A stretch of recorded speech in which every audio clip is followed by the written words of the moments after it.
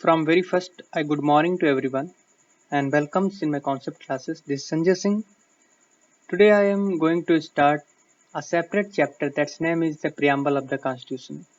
So अभी तक हम खाली फिल्म में क्या होने वाला है उसको बता रहे थे। एक्चुअल में फिल्म अब स्टार्ट हो रही है हमारी है।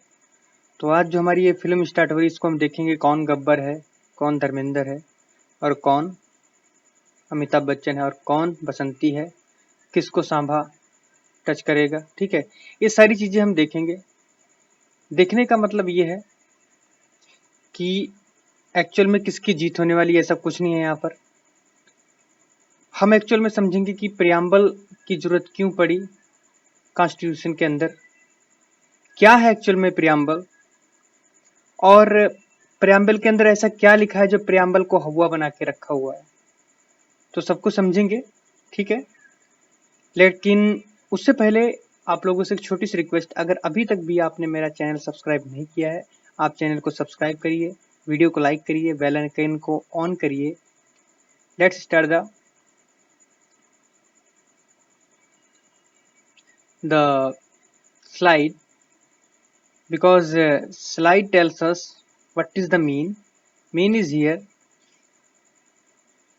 देखो मैं बैक स्लाइड पे आता हूँ और बैक स्लाइड से पता चलेगा आपको ये कि मैंने बताया कि preamble of the constitution. Actual में प्रियम्बल ऑफ द कॉन्स्टिट्यूशन जो है कि यानी कि हमारे भारतीय संविधान की प्रस्तावना क्या है। प्रस्तावना का मतलब ये होता है कि आप किसी स्कूल में जा रहे हैं तो वहां पर पढ़ाई कर रहे हैं। पढ़ाई करने का मतलब ये हुआ कि आपका पास कोई ना कोई आइडेंटिटी कार्ड होगा, ठीक है। आप किस स्कूल से पढ़ रहे हैं, कहाँ स्कूल पढ़ता है, ठीक है, आप किस स्ट्रीम के बच्चे हैं, सारी चीजें आपको आइडेंटिटी कार्ड से पता चल जाता है। आप कौन है, सिंपल करिए, आपका आधार कार्ड है। आपका आधार कार्ड क्या बताता है, आपका आधार कार्ड आपके बारे में ये बताता है कि आप भारत के नागरिक हैं। पहली बात, किस स्टेट में रहते हैं उसकी बात बताता है, किस डिस्ट्रिक्ट में रहते हैं, किस गांव में रहते हैं, कौन सा पिन कोड है, ये सारी चीजें आपके ऊपर मेंशन होती हैं। आपका एक स्पेसिफिक नंबर होता है जिसे आधार नंबर बोलते हैं। ये सारी चीजें आपके आइडेंटिटी कार्ड में मेंशन होती हैं। सिमिलरली कॉन्स्टिट्यूशन को अगर जानना है तो कॉन्स्टिट्यूशन के फीचर्स को बड़े कम समय में अगर जानने के लिए तो आप प्रियम्बल को पढ़ सकते हैं, उसमें समझ सकते हैं कि क्या लिखा है। एक छोटी सी पिक्चर है, जब हमारे पंडित नेहरू जी यानी कि ऑब्जेक्टिव रेजोल्यूशन को यानी कि ड्राफ्ट कर रहे थे, तो उस वक्त की ये इमेज है, ठीक है। बाद में उसी के बेस पर हमारा जो प्रियम्बल ऑफ द कॉन्स्टिट्यूशन लाया गया वो कुछ ऐसा दिखने में था। हालांकि हमने बहुत अच्छे से डिजाइन किया है। पहले जो हमारा कॉन्स्टिट्यूशन जो यानी लिखा गया था वो एक्चुअल में हैंड रिटेन था, ठीक है, जिसे रैजदा जी के द्वारा यानी कि लिखा गया था, ठीक है, और बोस जी के द्वारा उसे डिजाइन किया गया था। सो यहाँ पर क्या कह रहा है कि we the people of India having solemnly resolve to constitute India into to sovereign socialist secular democratic republic and secure to all its citizen। देखो यहाँ पर इस पॉइंट को समझना, इट्स सिटीजन मतलब इसके सभी नागरिकों को हम सिक्योर करके चलते हैं। दूसरी बात, हम इंडिया को किस में कन्वर्ट करने की बात कर रहे हैं, सॉवरेन जो अपने अधिकार स्वयं ले ले, सोशलिस्ट मतलब समाजवादी हो, सेकुलर मतलब कोई भी निर्णय करे, ठीक है, उसको यानी कि अपने तरीके से करे, मतलब सेकुलर हूं मैं मतलब कोई भी धर्म की बात नहीं आएगी, ठीक है। डेमोक्रेटिक मतलब जन के हित में, रिपब्लिक मतलब सभी जन मिलकर जो एक यानी कि एक संगठन खड़ा करेंगे उसे रिपब्लिक बोलेंगे। सभी को सिक्योर करते हुए किसको, अपने भारतीय नागरिक को। जस्टिस जो होगी हमारे यहाँ, जस्टिस कौन सी होगी, जस्टिस सोशल होगी, इकोनॉमिक होगी एंड पॉलिटिकल होगी। तीन प्रकार की जस्टिस हमारे यहाँ मिलेगी। लिबर्टी ऑफ किसकी होगी, थॉट्स की होगी, बिलीफ यानी एक्सप्रेशन यानी liberty of thoughts, liberty of expression, liberty of belief, liberty of faith, liberty of worship. आपको आजादी है किसकी, आपके विचार की, आपके एक्सप्रेशन की, आपके यानी कि बिलीफ की, फेथ की एंड वर्शिप की, ठीक है। ये सभी यानी कि आपके पास आजादी रहेगी, इन सभी को आप कर सकते हैं हमारे इंडिया में रहकर, ठीक है। इक्वलिटी ऑफ क्या रहेगी, स्टेटस, आपका स्टेटस कैसा रहेगा, आपकी यानी कि स्टेटस में आपकी समानता रहेगी, ठीक है, पहली बात। इक्वलिटी ऑफ स्टेटस एंड जो भी अपॉर्चुनिटी है उसमें सब यानी कि समानता दी जाएगी। ये आर्टिकल में आगे समझाऊंगा, ठीक है, किसके बेस पर, यानी कि आर्टिकल हमारा 16 कहता है equality of opportunity in matter of the public employment, right. कोई भी अगर सरकारी नौकरी मिलती है तो आर्टिकल 16 ये बोलता है कि आपको बराबर का हक दिया जाएगा, ना कि किसी को ऊपर, ना ही किसी को नीचे, ना धर्म की जात पर, ना वेशभूषा की जात पर, ना ही गोरे या काले के बेस पर, किसी के ऊपर नहीं किया जाएगा। हम क्या करेंगे, प्रमोट करेंगे एक दूसरे को, क्या किसके लिए, हम एक दूसरे को प्रमोट करेंगे, ठीक है। फ्रेटर्निटी मतलब भाईचारा को बढ़ा के रखेंगे, किसके लिए, कि डिग्निटी रहनी चाहिए ऑफ इंडिविजुअल की एंड यानी कि unit and integrity of the nation, यानी कि हम देश की यानी कि क्या इंटीग्रिटी को बढ़ाकर रखेंगे, ठीक है। इन अवर कॉन्स्टिट्यूएंट असेंबली क्या है, ये जो यानी कि लिया गया, ठीक है, नवंबर 1949 डू हेयर बाई, इसे लिया गया, इनेक्ट किया गया, और हमने ये हमें नहीं दिया गया, हमने अपने आप को इसमें सौंप दिया कि ये कॉन्स्टिट्यूशन हम ले रहे हैं। अब इससे निकलने का मतलब ही नहीं होता है। वैसे आपके ऊपर थोपा गया था तो आप निकलने का एक हकदार थे, लेकिन आपने ही इसमें आया है और इसके बाद ये एग्रीमेंट करता है कि अगर आप इसमें आ गए तो आप निकल नहीं सकते। कोई भी स्टेट इंडिया की यूनियन से नहीं निकल सकता, ये पहले ही क्लियर कर दी गई है। ये जो हमारा यानी कि क्या है प्रियम्बल, उसके बारे में हमारे डॉक्टर बाबा साहेब अम्बेडकर उसे पढ़कर सुना रहे हैं लोगों के सामने, पूरी कमेटी, और उसका जो यानी कि पूरा रिजल्ट है उसको यानी कि डॉक्टर राजेंद्र प्रसाद के द्वारा देखा जा रहा है। आप ये इमेज देख सकते हैं। इमेज में इसलिए लगा रहा हूं क्योंकि आप लोगों को एक क्लियर कट माइंड में आ जाए कि हाँ किस तरीके से किस चीज को समझना है और क्यों जरूरी है, ठीक है। देखिए आपको मैं एक चीज बताना चाहूंगा, एक पहला सबसे ऐसा कॉन्स्टिट्यूशन जो अमेरिकन कॉन्स्टिट्यूशन था, पहला कॉन्स्टिट्यूशन था जो प्रियम्बल के साथ था, लेकिन बाद में ये प्रैक्टिस बहुत सारी कंट्रियों के द्वारा फॉलो की गई। उसमें हमारा इंडिया भी आता था, उसने भी यानी ये प्रैक्टिस को फॉलो करना अच्छा समझा, क्योंकि उसने कहा कि ये चीज बहुत अच्छी है, अगर इतना बड़ा कॉन्स्टिट्यूशन हमें समझना है तो उसके बारे में अगर थोड़ी देर में हमें समझना हो तो ये चीजें बनानी, मतलब ये जो प्रीफेस बनाना है या मतलब यानी कि एक आइडेंटिटी कार्ड बनाना है हमारे कॉन्स्टिट्यूशन का, ये बहुत जरूरी है, ठीक है। प्रियम्बल क्या करता है, जो टर्म प्रियम्बल रिफर करता है कि introduction or the preface of the constitution. कहने का मतलब यहां पर यह है कि ये किसको प्रेफर करता है कि एक कॉन्स्टिट्यूशन का यानी कि किस इसके अंदर क्या है उसके बारे में बताता है। सिंपल टर्म में बोलूं तो इसे यानी कि जो एन ए पालखीवाला ने बोला था कि ये एक आइडेंटिटी कार्ड है किसका, कॉन्स्टिट्यूशन का। तो आइडेंटिटी कार्ड यानी उसके द्वारा बोला गया, वो एक यानी जो एन ए पालखीवाला थे यानी कि ज्यूरिस्ट थे एंड कॉन्स्टिट्यूशनल एक्सपर्ट थे, उनके द्वारा ये बोला गया। यानी कि पढ़े लिखे आदमी ज्यादा दिमाग लगाते हैं, तो उन्होंने बताया कि ये आइडेंटिटी कार्ड की तरह है, ठीक है। इसे हम लोग समरी भी बोल सकते हैं हमारे कॉन्स्टिट्यूशन की, ठीक है। दूसरी बात, ये जो प्रियम्बल है, ठीक है, टू द इंडियन कॉन्स्टिट्यूशन, वो किसके ऊपर बेस्ड है, हमारे ऑब्जेक्टिव रिजोल्यूशन के ऊपर, जो ड्राफ्ट किया गया था यानी कि ड्राफ्ट एंड मूव किया गया था किसके द्वारा, भाई पंडित नेहरू के द्वारा, एंड अडॉप्ट किया गया था कॉन्स्टिट्यूएंट असेंबली के द्वारा, ठीक है। इट हैज बीन अमेंडेड, इसे अमेंड किया गया था 42nd कॉन्स्टिट्यूशनल अमेंडमेंट के द्वारा, ठीक है। इसे अमेंड किया गया था 42nd कॉन्स्टिट्यूशनल अमेंडमेंट जो यानी कि हुआ था 1976 में, जिसमें यानी कि 3 टर्म्स को ऐड किया गया था, सोशलिस्ट, ठीक है, socialist, secular and integrity, 3 terms को ऐड किया गया था, इनकी जरूरत थी उस वक्त, ठीक है। और ये चीजें मैं बता रहा हूं, ये इंटरनल इमरजेंसी थी, उस वक्त की बात है जब इन चीजों को यानी कि ऐड किया गया था। मैं अगर सही बोल पा रहा हूं तो तभी याद करना, वरना ये इंटरनल इमरजेंसी का जो मैंने कॉन्सेप्ट बोला है इस पर ज्यादा ध्यान देने की जरूरत नहीं है, मैं एक दिमाग में बात लाने के लिए बोल रहा हूँ। 3 टर्म को जोड़ा गया था बस, अगर मुझसे गलती हो गई मुझे माफ करना। बात आ रही है कि आखिरकार हमारा प्रियम्बल कैसे दिखने में, जैसे मैंने पहले ही स्लाइड में बता दिया कि we the people of India having solemnly resolve, पूरा पढ़ के सुना दिया कब ये इनैक्ट किया गया, कब हमने अपने आप को इसके अंदर दिया है, मैंने पूरा यानी कि आपको पढ़ के सुना दिया है, इस पर दोबारा से आने की कोई जरूरत नहीं है। आखिरकार इंग्रेडिएंट्स ऑफ द यानी कि प्रियम्बल क्या है उसको समझ लेते हैं कि प्रियम्बल रिवील्स 4 इंग्रेडिएंट्स, यानी कि जो हमारा प्रियम्बल है 4 इंग्रेडिएंट को मानकर चलता है। क्या है वो, या कंपोनेंट बोल सकते हो उनको, ठीक है। क्या 4 कंपोनेंट है कि जिसके ऊपर यानी कि प्रियम्बल रिवील किया गया है। Source of authority of the constitution, मतलब कॉन्स्टिट्यूशन की अथॉरिटी को यानी कि सोर्स के फॉर्म में देखकर चलता है। ये क्या कहता है कि प्रियम्बल स्टेट, ये कहता है कि that constitution drives it's authority from the people of India. कहने का मतलब ये जो इसकी source of authority of the constitution है, खाली कहां से आई है, जो भारत के लोग हैं उनसे आई है, ना कि और कहीं से। मतलब ना ही कोई सरकार पर्टिकुलरली जहां से इसका सोर्स हो, ना ही कोई यानी कि सुप्रीम कोर्ट, इसका मतलब भारत के लोग वही इसकी सोर्स ऑफ अथॉरिटी है, ठीक है। बात, ये पहला पॉइंट हो गया। दूसरा पॉइंट ये बोलता है कि नेचर ऑफ इंडियन स्टेट, आखिरकार भारत के यानी कि इंडियन स्टेट का यानी कि कैसा नेचर है, एक्चुअल में दिखने में कैसा है। तो ये अपने आप को डिक्लेयर करता है और कहता है कि India to be a sovereign, यानी कि भारत एक ऐसा राज्य है भारत एक ऐसा देश है जो सॉवरेन है, मतलब अपने कार्य खुद कर सकता है, किसी की दखलंदाजी करने की कोई जरूरत नहीं है। अपने जितने भी डिसीजन है खुद ले सकता है, उसमें किसी की दखलंदाजी की कोई जरूरत नहीं है। सोशलिस्ट मतलब समाजवादी विचारधारा वाला यानी कि एक देश है। सेकुलर मतलब इसमें किसी पर्टिकुलरली धर्म को फॉलो नहीं किया जा रहा है, इसमें सभी धर्म को बराबर मान्यता दी जा रही है, ठीक है। डेमोक्रेटिक मतलब इसमें जनतंत्र की बात की जा रही है। रिपब्लिक मतलब लोगों का संगठन मिलकर इसमें काम करता है, मतलब सारा देश एक संगठन में है। रिपब्लिक पॉलिटी है यहाँ पर, ठीक है। यहाँ पर अगर राजनीति बात की जाए तो रिपब्लिक है, मतलब जनतंत्र यानी कि पॉलिटी, राजनीति, जनतंत्र राजनीति, उस तरीके की यानी कि भावना रखने वाला एक देश है ये। ऑब्जेक्टिव ऑफ द कॉन्स्टिट्यूशन, आखिरकार ये कॉन्स्टिट्यूशन बनाने का क्या ऑब्जेक्टिव था? तो इसको ऑब्जेक्टिव के तौर पर अगर मैं बोलना चाहूं तो ये स्पेसिफाई करता है क्या, जस्टिस को, कि इसका बनाने का मतलब यह है कि लोगों को जस्टिस दिलाएगा, लिबर्टी देगा, इक्वलिटी दिलाएगा, फ्रेटर्निटी मतलब भाईचारा को बढ़ावा देगा, ठीक है। यही इसके ऑब्जेक्टिव थे इसको यानी कॉन्स्टिट्यूशन को लाने का। उसके बाद ये डेट जो थी यानी कि इस जो अडॉप्ट की गई थी वो कब, कौन सी डेट थी? 26 नवंबर 1949, जिस दिन हमारा कॉन्स्टिट्यूशन अडॉप्ट किया गया था।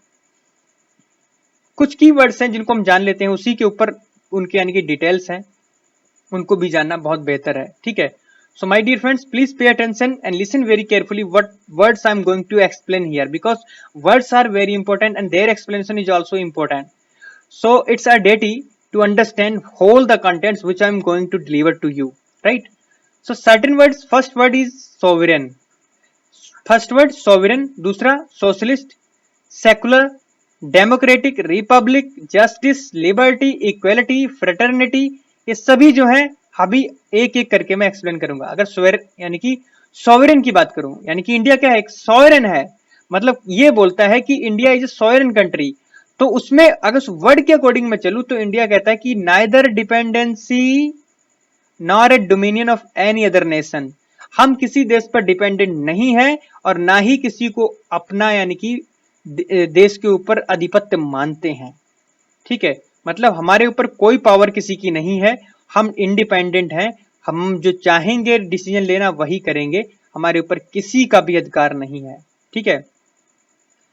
हम क्या है, एक इंडिपेंडेंट स्टेट है, मतलब स्वतंत्र देश है, ठीक है। दूसरी बात, there is no authority about it, वो कहता है कि हमारे ऊपर कोई भी अथॉरिटी नहीं है, ठीक है। And it is free to conduct its own affairs, ये हम फ्री हैं अपने अफेयर्स को यानी कंडक्ट कराने के लिए, बोथ इंटरनल एंड एक्सटर्नल। वो कहता है कि हम अपने जो क्या बोलते हैं, हम जितने भी हमारे जो यानी कि अफेयर्स है, मतलब जो भी हम चाहें हमारे देश के अंदर जितने भी मैटर्स होंगे हम खुद सॉल्व कर लेंगे, हमारे देश के बाहर के जो मैटर होंगे हम खुद सॉल्व करेंगे, बाउंड्री से रिलेटेड है या मतलब कोई भी क्या बोलते हैं यानी कि फॉरेन से रिलेटेड जो भी चीजें हैं हम खुद सॉल्व करेंगे, हमारी इसमें हस्तक्षेप करने की किसी को जरूरत नहीं है। लेकिन क्या हुआ, 1949 में इंडिया ने डिक्लेयर किया कि यानी कि वो चाहता था मेंबरशिप लेना कॉमनवेल्थ गेम्स की, ठीक, कॉमनवेल्थ नेशन का पार्ट बनना चाहता था। उसने ये भी अडेप्ट यानी कि एक्सेप्ट किया कि ब्रिटिश जो उसका हेड है, लेकिन उसने ये भी कहा कि ये जो यानी कि मैं डिक्लेयर कर रहा हूं इससे हमारी सॉवरेनिटी पर कोई भी अधिक यानी कि फर्क नहीं पड़ेगा, मतलब हमारी जो सॉवरेनिटी है वही वैसी ही रहेगी, लेकिन हम ये मानते हैं कि जो ब्रिटिश है वो हेड है किसका, कॉमनवेल्थ गेम का, कॉमनवेल्थ नेशंस का, ठीक है। इसलिए हमारे ऊपर इसका कोई भी अधिकार नहीं होगा, हम अपने डिसीजन खुद लेंगे, इससे हमारी सॉवरेनिटी पर कोई फर्क नहीं पड़ेगा। तो ये बात मान ली गई कि ठीक है कोई बात नहीं। फिर उसके बाद में क्या हुआ कि इंडिया ने यूनाइटेड नेशन ऑर्गेनाइजेशन का यानी कि मेंबर बनने की सोची, तो उसमें भी उसने क्लियर कर दिया कि हम इसका इसमें यानी कि कंटिन्यू कर रहे हैं रहना, ठीक है। लेकिन ये हमारे ऊपर कोई लिमिटेशन नहीं खड़ी करेगा हमारी सॉवरेनिटी पर, ठीक है। बीइंग ए सॉवरेन स्टेट यानी कि एक स्वतंत्र राष्ट्र होने के नाते India can neither acquire foreign territory, वो यानी कि कोई भी फॉरेन टेरिटरी को यानी कि एक्वायर नहीं करेगा, सॉरी, वो कोई भी फॉरेन टेरिटरी को एक्वायर कर सकता है, उसे छोड़ सकता है जैसा उसे फेवर लगेगा अपने फॉरेन स्टेट को सोचकर। जैसे हमने बांग्लादेश के साथ अपनी कुछ टेरिटरीज जो थी बाउंड्री को यानी कि बाउंड्री डिस्प्यूट को मिटाने के लिए हमने उसे दे दी और कुछ उसने हमें दे दी। तो ये एक यानी कि हम अगर इसमें हमारा कोई दखलंदाजी कर सकता होता तो वो दखलंदाजी करता, लेकिन ऐसा कुछ नहीं हुआ। ये एक मैंने पिक्चर लगाई है, स्वेरेनिटी को यानी कि बता रही है कि स्वेरेनिटी का मतलब ये है कि ये जो पर्सन इसमें यानी कि बीच में बैठा हुआ है, या मतलब कोई स्टेचू, मतलब कोई भी लेडी है, या मतलब जो भी जिसको आप समझना चाहें, इसके ऊपर किसी का मतलब अधिपत्य नहीं है। ये खुद को यानी कि ये कह रहा है कि मैं इंडिपेंडेंट हूं, मैं अपने डिसीजन खुद ले सकता हूं। इस तरीके से मैंने जब ढूंढा यानी कि सोरेन के लिए कुछ यानी कि एक पिक्चर, तो मुझे सबसे बेस्ट पिक्चर यही मिली और ये मैंने लगाई। तो आप समझ सकते हो और आप देख सकते हो कि आपको क्या बेस्ट लग रहा है। तो आप एक बार जरूर देखिएगा, आपका बहुत सारे डाउट क्लियर होंगे। पिक्चर लगाने का मतलब ये होता है कि हमारे माइंड्स को वर्ड पढ़ने की यानी कि वर्ड को याद रखने की एक क्या बोलते हैं क्षमता इतनी अच्छी नहीं होती है। अगर आप पिक्चर को देखकर याद करते हैं तो बहुत चीजें याद हो जाती है। इसलिए मैंने सोचा कि I want to put some pictures for you because there is a huge hard work behind it, but I will do for you because it will create a lot of strength in your mind, because when you learn with picture and content, then it will be increase your efficiency of reading or understanding whatever I am deliver here, right? So my dear friends, come on the next slide. Next slide is socialist. देखो इस slide को मैंने बहुत अच्छे से नहीं पढ़ा है, लेकिन मैं बहुत अच्छे से एक्सप्लेन करने की कोशिश करूंगा। देखो सोशलिस्ट मैंने जैसे पीछे बताया, सोशलिस्ट एंड एक मिनट बैक आता हूं, मैं स्लाइड पे बैक आता हूं। हाँ यहां पर यानी कि एक मिनट बैक आता हूं, फिर भी एक और मिनट, हाँ बैक। ये यहां पर देखो, यहां पर इसने कहा कि 42nd जो अमेंडमेंट था उसमें ये बताया गया था, एक मिनट, उसमें ये कहा गया कि जो 42nd अमेंडमेंट था 1976 का, उसमें 3 टर्म्स ऐड की गई थी, सोशलिस्ट, सेकुलर एंड इंटीग्रिटी। तो अभी हम किसकी बात कर रहे हैं? सोशलिस्ट की। तो इस पर आते हैं, ठीक है। चलिए सोशलिस्ट की बात कर रहे थे, तो ये जो सोशलिस्ट टर्म है इसको ऐड किया गया था बाय द 42nd अमेंडमेंट, जो यानी कि 1976 में हुआ था, ठीक है। तो कॉन्स्टिट्यूशन हैड सोशलिस्ट कंटेंट, इसके पास कौन सोशलिस्ट कंटेंट था, किसके फॉर्म में? Directive principle of the state policy. लेकिन फिर भी इसने लोगों को दिखाने के लिए कि हाँ हमारी कंट्री सोशलिस्ट है, एक समाजवादी विचारधारा रखती है, इसलिए इन्होंने टर्म ऐड की 42nd अमेंडमेंट के द्वारा, जो 1976 में ऐड की गई थी, और इसमें बताया कि हम भी एक सोशलिस्ट कंट्री का पार्ट हैं, ठीक है। सो ये इसलिए ऐड किया गया था। इन अदर वर्ड्स अगर मैं कहना चाहूं, ये what was the hitherto implicit in the constitution, how has now been made explicit, इसे यानी कि एक्सप्लिसिट करने के लिए बनाया गया, ठीक है।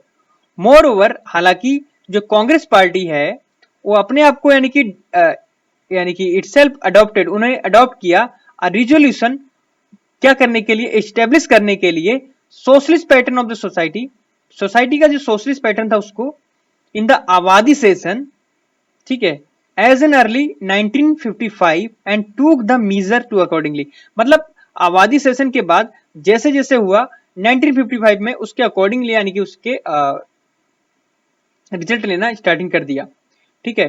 Notably the Indian brand of the socialism, जो इंडियन ब्रांड सोशलिज्म है, is a democratic socialism and not a communistic socialism.